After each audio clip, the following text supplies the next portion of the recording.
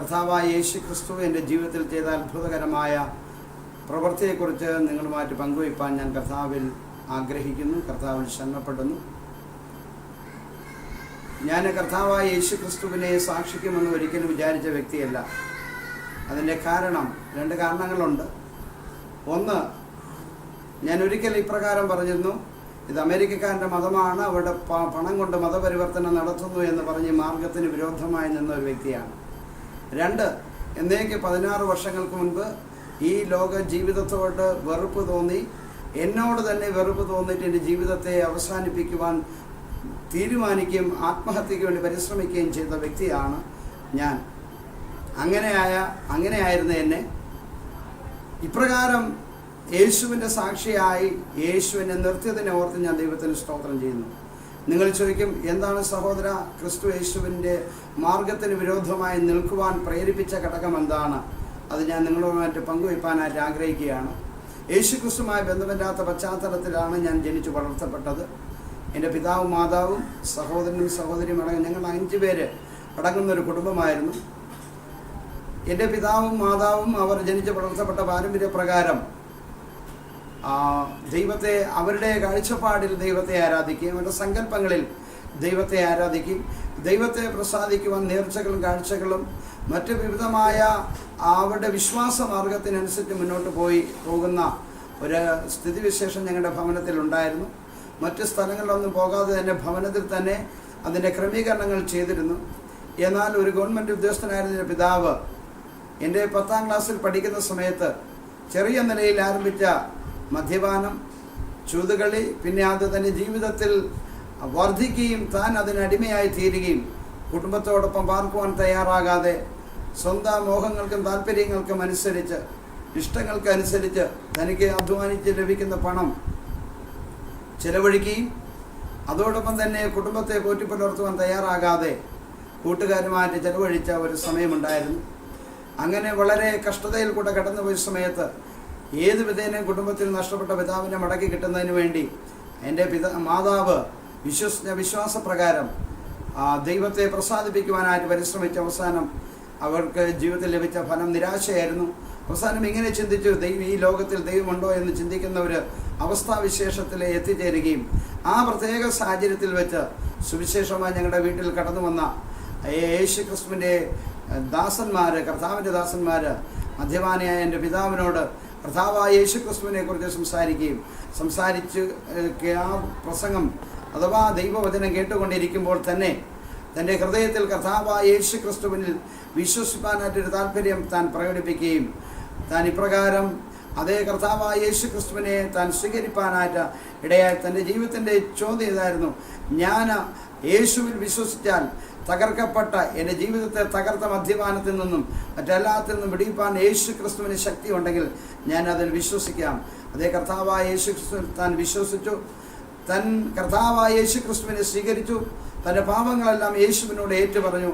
തൻ്റെ ജീവിതത്തിൽ യേശുവുമായിട്ടുള്ള ബന്ധത്തിലേക്ക് വന്നപ്പോൾ ഈ വിശ്വാസ മാർഗത്തിൽ, അവർ ജനിച്ചു വളർത്തപ്പെട്ട മാർഗത്തിൽ നിന്ന് ക്രിസ്തുവിലുള്ള വിശ്വാസ മാർഗത്തിലേക്ക് പോയപ്പോൾ എനിക്കത് ഉൾക്കൊള്ളുവാൻ തയ്യാറാകാതെ ഞാൻ ഈ മാർഗത്തെ എതിർക്കുവാനായിട്ട് ആരംഭിച്ചു.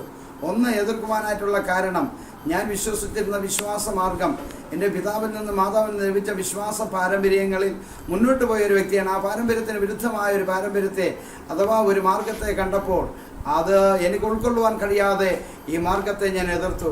രണ്ടാമത്, യേശു ക്രിസ്തു എൻ്റെ പിതാവിൻ്റെ ജീവിതത്തിലേക്ക് വന്നത് നിമിത്തം തൻ്റെ മദ്യപാനം, ദുശീലങ്ങളെല്ലാം തന്നെ വിട്ടു പോയി. അതെൻ്റെ ജീവിതത്തെ ഒന്ന് ചിന്തിപ്പാനായിട്ടിടെ. കാരണം യേശു ക്രിസ്തുവിലേക്ക് വരുന്നതിന് മുൻപേ പിതാവ് എങ്ങനെയായിരുന്നു, അതിൻ്റെ ചെറിയൊരു പതിപ്പായിരുന്നു ഞാനും എൻ്റെ മാതാവ് എന്നെക്കുറിച്ച് പറഞ്ഞിരുന്നത്. നഷ്ടപ്പെട്ട മകനെന്നാണ് എന്നെക്കുറിച്ച് പറഞ്ഞിരുന്നത്. അങ്ങനെ ഉള്ള ജീവിതത്തിൽ ജീവിച്ച എൻ്റെ ജീവിതശൈലിക്ക് എതിരാണ് യേശു ക്രിസ്തു എന്നുള്ള ചിന്ത എൻ്റെ ജീവിതത്തിൽ ഉണ്ടാകുവാനായിട്ട് ഇടയായി. 3, യേശു ക്രിസ്തുവിനെ കുറിച്ച് എനിക്ക് അറിയില്ലായിരുന്നു. ഞാൻ അജ്ഞതയിൽ ജീവിച്ച ഒരു വ്യക്തിയാണ്. എന്നാൽ എൻ്റെ പിതാവിൻ്റെ മാറ്റത്തെ, നിങ്ങൾ ചോദിക്കും, പിതാവിൻ്റെ മാറ്റത്തെ ഉൾക്കൊള്ളുവാൻ പ്രസാദേ നിങ്ങൾക്ക് കഴിഞ്ഞില്ലേ എന്ന് ചോദിച്ചാൽ, വാസ്തവത്തിൽ എൻ്റെ കണ്ണിന് മുൻപിൽ അവരുടെ ജീവിതത്തിൽ അത്ഭുതകരമായ മാറ്റം നടന്നു എന്നുള്ളത് യാഥാർത്ഥ്യമാണ്. എന്നാൽ ഞാൻ നേരത്തെ പറഞ്ഞ 3 കാരണങ്ങളാൽ അത് എൻ്റെ പാരമ്പര്യപ്രകാരം, എൻ്റെ പാരമ്പര്യത്തിലുള്ള വിശ്വാസം, അതുപോലെ എൻ്റെ ജീവിതം, എൻ്റെ മോഹത്തിനനുസരിച്ച് ജീവിക്കാനായിട്ടുള്ള എൻ്റെ താല്പര്യം, യേശുക്രിസ്തുവിനെ കുറിച്ചുള്ള അജ്ഞത, ഈ 3 കാരണങ്ങളാൽ യേശുക്രിസ്തുവിനെ ഞാൻ എതിർത്തു. ആ എതിർപ്പ് എൻ്റെ ജീവിതത്തിൽ വർദ്ധിച്ചു വന്നു. മാത്രമല്ല, ഞാൻ ജനിച്ച് വളർത്തപ്പെട്ട് വളരുന്ന പ്രായത്തിൽ വെച്ച് തന്നെ എൻ്റെ മാതാപിതാക്കളെ ഉൾക്കൊള്ളുവാനും അംഗീകരിക്കാനും കഴിയാതെ മത്സരിയും തന്നിഷ്ടക്കാരനും സ്വന്തം മോഹങ്ങൾക്കനുസരിച്ച് ജീവിച്ച ഒരു വ്യക്തിയായിരുന്നത് കൊണ്ട് മാതാപിതാക്കൾക്ക് ഞാനൊരു ദുഃഖമായിരുന്നു. അവരുടെ ജീവിതത്തിൽ ഞാൻ നഷ്ടപ്പെട്ട ഒരു വ്യക്തിയായിരുന്നു.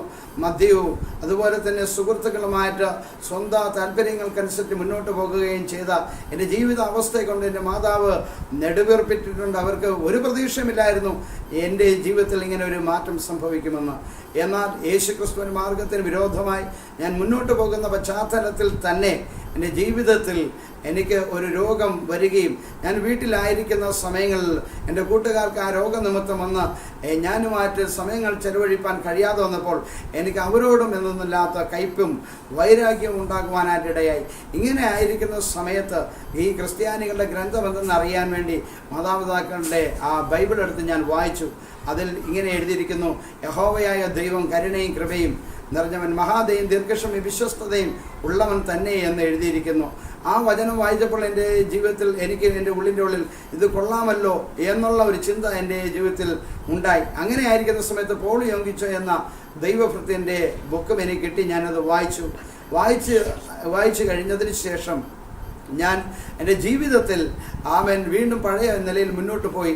എന്നാൽ എൻ്റെ ജീവിതത്തിൻ്റെ പ്രതിസന്ധി ഘട്ടത്തിൽ ഞാൻ ആയിരുന്ന ജോലി സ്ഥലത്ത് പ്രശ്നങ്ങൾ ഉണ്ടാകുകയും ഞാൻ വിശ്വസിച്ചിരുന്നവർ എന്നെ വഞ്ചിക്കുകയും അങ്ങനെ ജീവിതത്തിൻ്റെ എല്ലാ മേഖലയും തകർന്നപ്പോൾ മാതാപിതാക്കൾ നന്നായി ജീവിക്കുന്നത് അപ്പോൾ എനിക്ക് തോന്നുകയും ഞാൻ പറഞ്ഞു, ഇനി അവർക്കൊരിക്കലും ശല്യമായിരിക്കണ്ട എന്ന് പറഞ്ഞ് എൻ്റെ ഭവനത്തിൽ നിന്ന് ഞാൻ ഇറങ്ങിപ്പോകുവാനായിട്ട് ഇടയായി തീർന്നു.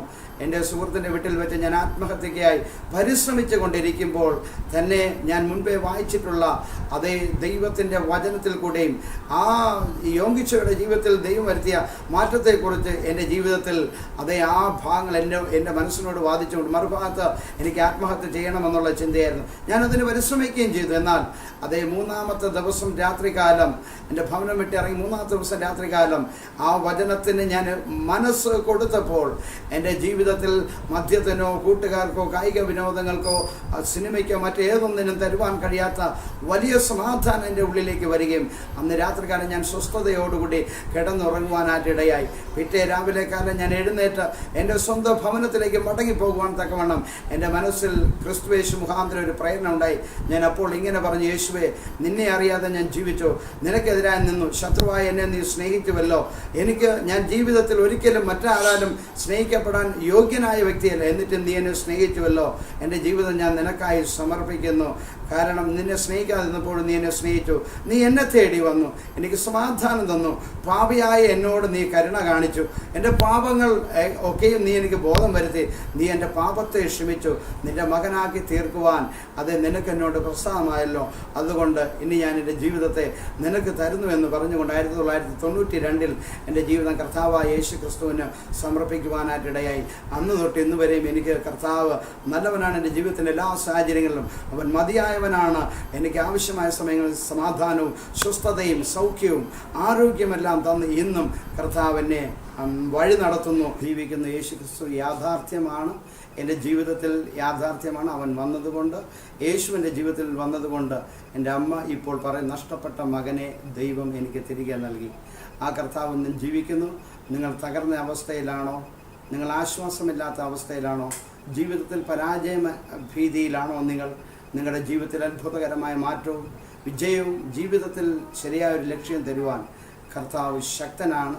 എൻ്റെ ജീവിതത്തിൻ്റെ അനുഭവത്തിൽ മാത്രമല്ല, എൻ്റെ ശുശ്രൂഷയുടെ അനുഭവത്തിലും ഒത്തിരി ആൾക്കാർ ആത്മഹത്യയുടെ വക്കിൽ നിന്ന് പുറത്തു വരുന്നത് കാണുവാൻ കർത്താവ് എനിക്ക് അവസരങ്ങളെ തന്നു.